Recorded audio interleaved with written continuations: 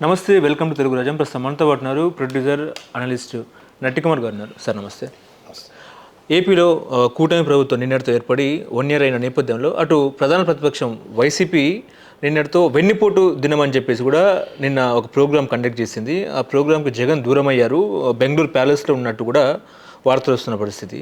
ఏంటి సార్, ఇప్పుడు టీడీపీ ప్రభుత్వం కూటమి ఏర్పడి 1 year అయిన తరుణంలో నిన్న ప్రోగ్రామ్ చేయడం, వైసీపీ వెన్నుపోటు దినం అనే ప్రోగ్రామ్ చేయడం కరెక్ట్ అంటారు? ఎవరిని వెన్నుపోటు పొడిచారు? ప్రజలు వైసీపీకి వెన్నుపోటు పొడిచారా, లేకపోతే జగన్ ప్రజలకు వెన్నుపోటు పొడిచారంటే ఏం చెప్తారు? జగన్మోహన్ రెడ్డి గారు వెన్నుపోటు దినం అని పెట్టింది మంచిదే. వెన్నుపోటు దినం ఎవరి దగ్గర పెట్టాలి? ఈయన వచ్చి ప్యాలెస్లో కూర్చున్నాడు. వీళ్ళందరూ ఎక్కడ ధర్నా చేయాలి? వెన్నుపోటు దినం విజయసాయిరెడ్డి ఇంటి ముందు, మోపుదేవి వెంకటరమణ ఇంటి ముందు, ఆర్ కృష్ణ ఇంటి ముందు, కొంతమంది నాయకులు ఉన్నారు, వాళ్ళ ముందు ధర్నా చేయాలి. వెన్నుపోటు వాళ్ళు కదా పొడిచారు ఒకటి. రెండోది, మళ్ళా జగన్మోహన్ రెడ్డి గారు ఓడిపోవటానికి కారణం ప్యాలెసే. గెలక ముందు ఇంటికాడికి వెళ్ళి ఇంట్లో చుట్టూ తిరిగాడు, నాకు ఓటేయండి, ఒక ఛాన్స్ ఇవ్వండి అని. గెలిచిన తర్వాత ప్యాలెస్లో కూర్చున్నాడు, బయటికి రాలేదు. ఇప్పుడు వెన్నుపోటు దినం అని పెట్టారు. మీరు విజయసాయిరెడ్డి గారి ఇంటి ముందో, మోపుదేవి వెంకటరమణ గారి ఇంటి ముందో ధర్నా చేస్తుంటే బాగుండేది. ఎందుకంటే వెన్నుపోటు దినం అనేది టీడీపీకి కూటమికి రాదు. వెన్నుపోటు దినం వాళ్ళకు వస్తుంది. ఎందుకంటే వెన్నుపోటు పొడిచింది వాళ్ళ మనసులే, వేరే వాళ్ళు చేయలే. ప్రజలు కదా. ప్రజలు ఎందుకు వెన్నుపోటు పొడిచారు? నువ్వు ప్రజలకు అందుబాటులో లేవు కాబట్టి, నీ ఎమ్మెల్యే లేరు కాబట్టి, నీ ఎంపీలు లేరు కాబట్టి, బాబు నువ్వు ఆల్రెడీ నువ్వు అందుబాటులో లేవు, గెలిచిన తర్వాత నువ్వు వచ్చి ప్యాలెస్లో కూర్చున్నావు, మీ వాళ్ళు వచ్చి బెంగళూరులో కూర్చున్నారు, మీ వాళ్ళు వచ్చి గోవాలో కూర్చున్నారు, మీ వాళ్ళు వచ్చి అండమాన్లో కూర్చున్నారు. మాకు అందుబాటులో లేరు కాబట్టి అందుబాటులో ఉన్న వ్యక్తి ఎవరు? చంద్రబాబు నాయుడు గారు. అందుబాటులో ఉన్న వ్యక్తులు పవన్ కళ్యాణ్ గారు. ఈరోజు కూడా జనాల్లో తిరుగుతున్నారు కాబట్టి లోకేష్ గారు. కాబట్టి మేము వాళ్ళకు ఓటేస్తున్నాం అని చెప్పి 164 మందికి ఆలేసి 11 మందికి తీసుకొచ్చారు. మీ వెన్నుపోటు రాయుడు విజయసాయిరెడ్డి కానీ వీళ్ళందరూ కానీ మీరు చేసిన ప్యాలెస్లో కూర్చోవడం కానీ వెన్నుపోటు దినం అని చెప్పినప్పుడు, వెన్నుపోటు దినం అంటే ఏంటో తెలుసా? ప్రధాన ప్రతిపక్షం మొత్తం టోటల్గా ప్రధాన ప్రతిపక్ష నాయకుడు వచ్చి మొత్తం ధర్నాలో పాల్గొని ఏం జరిగిందో చెప్పాలి. ఈ సంవత్సరం నువ్వు ఏం చేసావు, ఏం చేయలేకపోయావు అని చెప్పాలి. సూపర్ 6 పేర్లు అంటావు అయ్యంటూ. వెన్నుపోటు దినానికి దానికి సంబంధం లేదు. వెన్నుపోటు దినం అనేది విజయసాయిరెడ్డి గారిది, వెన్నుపోటు దినం అనేది మోపుదేవి వెంకటరమణ గారిది, వెన్నుపోటు దినం ఆర్ కృష్ణయ్య గారిది. ఓకే, ఇది వెన్నుపోటు దినం అనేది వదిలేయండి. వెన్నుపోటు ఆయనకి తెలుసు, అది ఆయనకి. ఎందుకంటే ఇది విజయసాయిరెడ్డి గారి పేరు పెడితే మళ్ళీ తీసుకెళ్ళి లోన్ వేసేస్తారని భయం. ఎందుకంటే ఆయనకు అన్నీ అనుకున్నాడు ముందే. ముందు ఆయన అనుకున్నాడు వెన్నుపోటు దినం అంటే విజయసాయిరెడ్డి గారు ముందు లోన్ వేసేస్తారు, నాకెందుకు, అదేదో చంద్రబాబు మీద పెడితే పాపం మేము అంట కదా అని. అందుకని వెన్నుపోటు దినం పెట్టి, వెన్నుపోటు దినానికి ప్రధాన సంవత్సరంలో మీరు ఏం కార్యక్రమాలు చేశారు అనడానికి చాలా తేడా ఉంది. ఇది ప్రజలకు అర్థమైంది. మీరు సంవత్సరంలో కార్యక్రమాలు చేయలేదన్నట్టు అడగండి, మీరు ప్రశ్నించండి, తప్పులేదు. ఏం చేశారు, ఏ కార్యక్రమాలు చేయలేదు ప్రధాన ప్రతిపక్షం ఈజ్ రైట్. మీకు రైట్ ఉంది. మీరు చంద్రబాబు నాయుడు గారిని కానీ పవన్ కళ్యాణ్ గారిని ప్రశ్నించే రైట్ ఉంది, చేయించుకునే రైట్ ఉంది. మీరు ఒకప్పుడు మొత్తం టోటల్గా ఆంధ్రప్రదేశ్ రోడ్లన్నీ గుంతల్లో ఉన్నాయి. ఆ గుంతల్లో ఉన్న రోడ్లు మీరు మూసారా లేదు? మేము మూయలేదు, మీరు మూసారా లేదా? పోలవరం మేము పూర్తి చేయలేదు, మీరు ఎప్పుడు చేస్తారు? అమరావతిని మేము పక్కన పడేసాం, మీరు ఎప్పుడు పూర్తి చేస్తారు? విశాఖపట్నం 30 కిలోమీటర్ల కారిడార్ని మేము పక్కన పడేసాం, మీరు ఎప్పుడు పూర్తి చేస్తారు? విశాఖపట్నంలో పరిశ్రమలు తీసుకొస్తున్నాం, మేము ఫెయిల్ అయ్యాం, మీరు ఎప్పుడు తీసుకొస్తారు? 600 కోట్లు పెట్టి నా సొంతానికి ఒక భవనం కట్టుకున్నాం, ఇది ప్రజల సొమ్ముతో, అది ఎవరికైనా అద్దెకి ఇస్తారా, నాకైనా అమ్ముతారా? నెంబర్ 2, ఇలాగే మొత్తం టోటల్గా చింతపల్లి పాడేరు ఫారెస్ట్లో టూరిజం డెవలప్ చేద్దామని అనుకున్నా, నేను చేయలేకపోయాను, మీరేనా చేస్తారా? ఇవన్నీ నేను ఫెయిల్ అయ్యాను. గోదావరి గట్టున స్టూడియో కడదాం అనుకున్నాం, నేను ఫెయిల్ అయ్యాను, మీరేమైనా చేస్తారా? సినిమా ఇండస్ట్రీ అని మొత్తం టోటల్గా ఆంధ్రప్రదేశ్ తీసుకురావడంలో నేను విఫలం అయ్యాను, మీరు ఎప్పుడు తీసుకొస్తారు?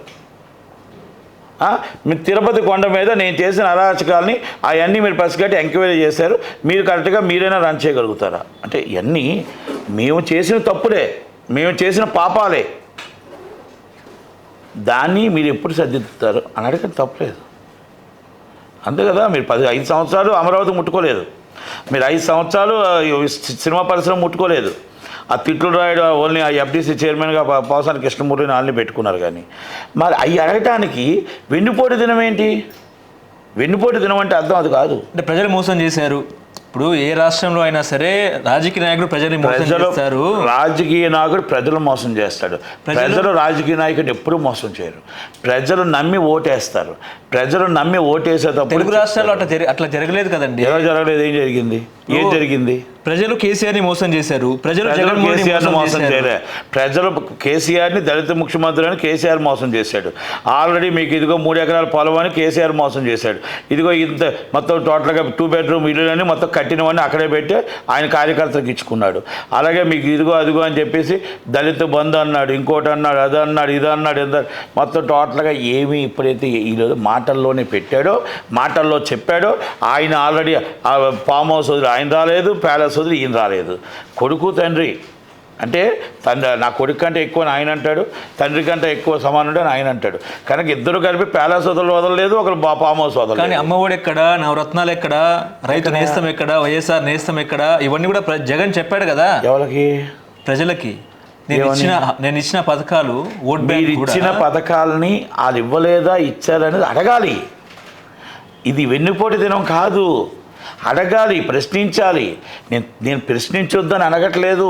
మీరు ప్రతిపక్ష నాయకుడిగా ప్రశ్నించండి. నవరత్నాలు ఏమయ్యా నేను అప్పులు తీసుకొని పెట్టాను కదా, ఎవ్రీ మంత్ నేను కూర్చొని కరెక్ట్గా టీవీలో చూసుకుంటూ ఎక్కడ అప్పు దొరుకుతుందో అప్పు తెచ్చాను, అందరికి ఇచ్చాను కదా. పరిశ్రమలు పెంచలేదు, ఇన్కమ్ పెంచలేదు, రాబడి రాలేదు. ఆంధ్రప్రదేశ్ మొత్తం టోటల్గా తీసుకొచ్చి రాజధాని లేని రాష్ట్రంగా చేశాను. ఇది నిజం. చంద్రబాబు నాయుడు గారు, మీరైనా రాష్ట్రానికి రాజధాని అమరావతి పూర్తి చేయండి, పోలవరం మనం జీవనాడి పూర్తి చేయండి. ఇప్పుడు మీరు ఎట్లాగో చెప్తున్నారు, జగన్ నిన్ను ఎందుకు చెప్పలేదు? మరి అదే కదా బాధ, నా బాధ అదే కదా. నేను చెప్తుంది చదువురాని వాడిని, 1వ క్లాస్ చదవని వాడిని నేను చెప్తున్నాను. అలాంటిది మొత్తం టోటల్ మేధావి, 5 సంవత్సరాలు చీఫ్ మినిస్టర్, తండ్రి 5 సంవత్సరాలు చీఫ్ మినిస్టర్, మేధావులో నెంబర్ 1, లక్షల కోట్లు సంపాదించిన వ్యక్తి. మరి ప్రతిపక్ష నాయకుడు చెప్పకపోతే ఎలా చెప్పండి? చదువురాని వాడిని నేను చెప్తున్నాను కదా, నాకున్న అవగాహనతో చెప్తున్నాను కదా, మీకు కూడా అర్థమవుతుంది కదా, సామాన్య ప్రజలకు అర్థమవుతుంది కదా. ఇవన్నీ మనం చేయలేము. ఏం చేయలేదు, మీరు ఎప్పుడు చేస్తారు? ఇది నేను చెప్పిన అబద్ధాలు ఉన్నాయా? అమరావతి ఆయన పూర్తి చేయలేదు కదా, మరి పోలవరం ఆయన ముట్టుకోలేదు కదా, విశాఖలో పరిశ్రమలు రాలేదు కదా, మరి విశాఖ 30 కిలోమీటర్ల కారిడార్ రాలేదు కదా, 600 కోట్ల బిల్డింగ్ ఆయన కట్టుకున్నాడు కదా ప్రజల సొమ్ముతో. మరి ప్రజల సొమ్ముతో మళ్ళీ కావాలంటే ఆయన కొనుక్కొని ఆ డబ్బు ప్రజలకు ఇచ్చేయాలి కదా, లేకపోతే దీని మీద క్రిమినల్ కేసు పెట్టాలి కదా. Is right? ఇవన్నీ ప్రశ్నలు ఉన్నాయి ప్రభుత్వానికి చెప్పేవి. ప్రభుత్వాన్ని ఆయన అడగాలి. చేయలేకపోయాను, ఐఎమ్ ఫెయిల్యూర్. నేను మొత్తం మోడీ గారితో ఉండే కూడా నేను ఫండింగ్ తేలేకపోయాను. విశాఖపట్నం నుంచి అప్ టు చిత్తూరు దాకా, అనంతపురం దాకా నేనేమీ చేయలేకపోయా.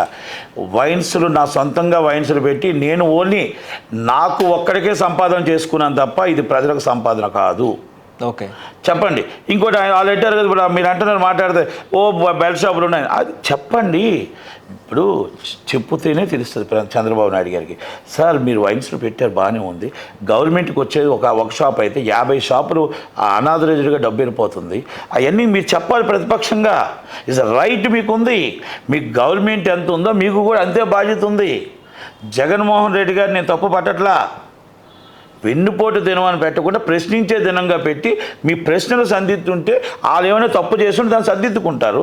ఒకవేళ తక్కువ ఇంకా అవ్వలేకపోతే ఇంకా 4 సంవత్సరాలు ఉంది, నేను 6 నెలల్లో చేస్తాను, 2 నెలల్లో చేస్తాను అని మీకు ప్రశ్నిస్తారు. ప్రశ్నించే రైట్ ఉంది. వెన్నుపోటు దినం విజయసాయి రెడ్డి గారు, వెన్నుపోటు దినం ఆల్రెడీ మీకు మోపదేవి గారు, వెన్నుపోటు ఆర్ కృష్ణయ్య గారు. మీ నాయకులు మిమ్మల్ని వెన్నుపోటు పొడిచారు, కానీ ఎవరు వెన్నుపోటు పొడిచారు? టీడీపీలు పొడిచారా? కాంగ్రెస్ జనాలు మిమ్మల్ని మీరు కనబడుతున్నాయి కదా వెన్నుపోటు పట్టడానికి. మీరు ప్యాలెస్లో కూర్చుంటే 1000 మంది మీకు మొత్తం సెక్యూరిటీ ఉంటే వెన్నుపోటు ఎక్కడ పొడిస్తారు? ప్రజలు పడలేదు వెన్నుపోటు. అంటే ఇవన్నీ నేను ఎందుకు చెప్తానంటే, జగన్మోహన్ రెడ్డి గారిని మళ్ళీ సూటిగా నా ప్రశ్న ఏంటంటే, జగన్మోహన్ రెడ్డి గారు అడిగే రైట్ ఉంది. ఓకే, ఆ రైట్ అడగండి. వాళ్ళు చేయలేకపోతే మళ్ళీ పలానా టైం చేస్తాం, ఇదిగో ఇది ఫెయిల్ అయ్యాం, లేకపోతే ఇది తక్కువ, ఇది లేట్ అయ్యింది, లేకపోతే ఫండింగ్ రాలేదు, లేకపోతే మీరు దోచుకున్న డబ్బులకు మేము ఇంట్రెస్ట్ కట్టలేకపోతున్నాం, మీరు దాచుకున్న డబ్బులకు మేము ఇంట్రెస్ట్ కట్టలేకపోతున్నాం, మీ రాష్ట్రంలో 5 సంవత్సరాలు చేసిన మొత్తం టోటల్గా ఈ అరణ్యకాండకి మేము డబ్బు కట్టలేని పరిస్థితుల్లో ఇవన్నీ మేము ఖజానా ఖాళీ అయిపోయింది, అందుకే మాకు లేట్ అయిందని చెప్పగలుగుతారు. అవునా కదా? అవును. ఎస్. మరి దాన్ని అడగాలి. కానీ మీరు ప్యాలెస్లో కూర్చొని బొత్స గారు మీరు అడగండి, అంబటి రాంబాబు గారు మీరు అడగండి, అంబటి రాంబాబు గారిని అడగమంటే ఆయన తీసుకెళ్ళి లోన్ వేసేస్తాను అన్నాడు. సీఐతో గొడవ పెట్టుకున్నారు నిన్న. సీఏతో గొడవ పెట్టుకున్నాడు. సీఏది తప్పే, ఆయనది తప్పే. ఒక మాజీ మంత్రి, ఒక ఎమ్మెల్యే, ఒక పార్టీ నాయకుడు, ప్రతిపక్ష నాయకుడు నిన్ను ఏం చేస్తా నువ్వు అనడం ఆయన తప్పు. ఏ పార్టీ రాని ఆయన గవర్నమెంట్ ఆఫీసర్, మీకు తప్పు జరిగింది కదా, యాజ్ రైట్ రాయల్గా నువ్వు ఆటంకం కలిగించడం చెప్పి 353 పెట్టాల్సిందే. కానీ నువ్వు ఎదుర్కొంటా ఎదుటోళ్ళు నువ్వు అని మాట్లాడటానికి లేదు, నువ్వు కొట్టడానికి లేదు, నీకు రైట్ లేదు.